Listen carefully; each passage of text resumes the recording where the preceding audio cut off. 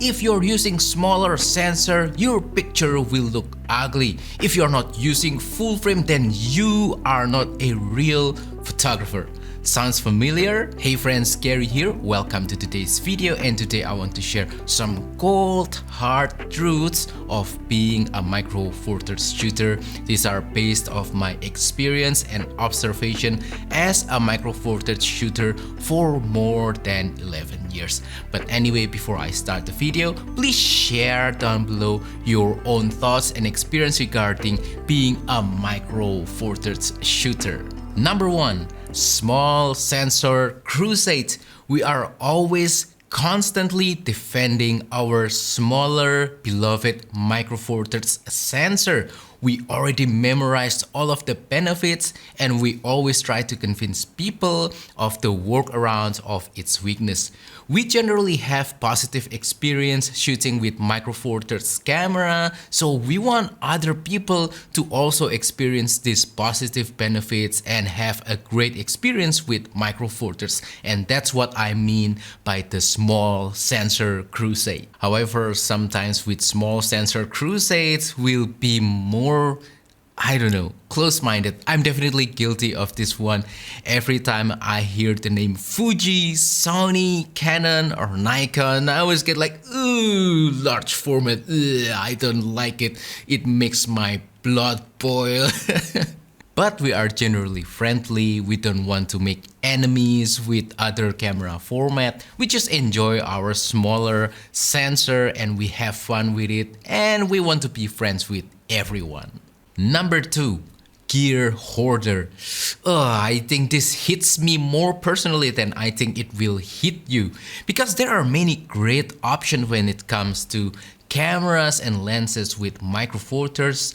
I tend to collect more micro four thirds cameras and lenses to the point where I have more cameras and lenses than most of my other friends who own different camera formats. If this is you, don't be ashamed. This is just an evidence that micro four thirds is fun, and it's keeping us engaged with different beautiful cameras and lenses for different kinds of purposes, different kinds of style that really cater towards almost everybody.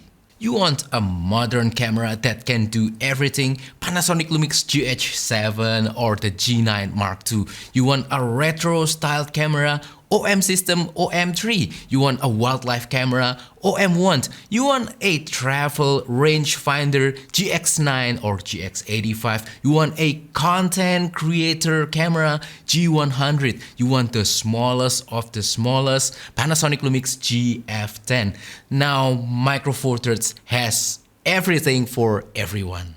Number 3, we are constantly being judged. So I think we experience this quite frequently, and this is related to point number 1. But basically, people will ask what camera we are using, and then we tell them that we are using micro four thirds. It uses smaller sensor, and they started to criticize us about our camera choice. Why are you using smaller camera sensor? That's not good. And then they start to tell you all the weakness, and then they will go on a tirade telling people that, if you are a real photographer, you only use full frame, smaller sensor cameras are only for loser, and you already know the narratives here. However, we can counter that judgment usually by showing off our photos, and usually we always took more pictures compared to people using other formats, because frankly speaking, micro four thirds is just easier, convenient, smaller. You tend to carry it everywhere you go, so you have more pictures readily available, and usually showing pictures will shut people off. And if showing pictures don't shut people off, then you can ask questions like, so have you taken pictures recently with your camera? Can you show me some good ones? Now, unless these people are professional photographers or someone who are truly passionate about photography, they won't have that much pictures that they can show you, and maybe they have some, but most of them are uninteresting and don't require that much horsepower to capture. They don't really need full frame to capture this kind of photos. Anyway, speaking about showing your pictures, feel free to join the collective gallery with the link right here, where you can submit your best photo and I will feature them on my videos so that we can inspire each other. Look at other people's photo, be inspired by it, and then you take some photos, you share it to the collective gallery, and you'll be able to inspire other people. It's gonna be fun. Let's talk less about gear and take more pictures. Number 4, intentional. When we choose Micro Four Thirds camera format, this is not a mainstream camera format. People will usually choose APS-C or full frame, but never Micro Four Thirds. So we're kind of special, and we choose Micro Four Thirds knowingly that it has several weaknesses, or maybe we have some specific purpose that we want to do with Micro Four Thirds. For example, maybe it's wildlife photography, maybe it's travel photography or everyday photography, and you want a smaller camera, and so on. And that means one thing: we understand Micro Four Thirds very well. We know what it can do and what it cannot do.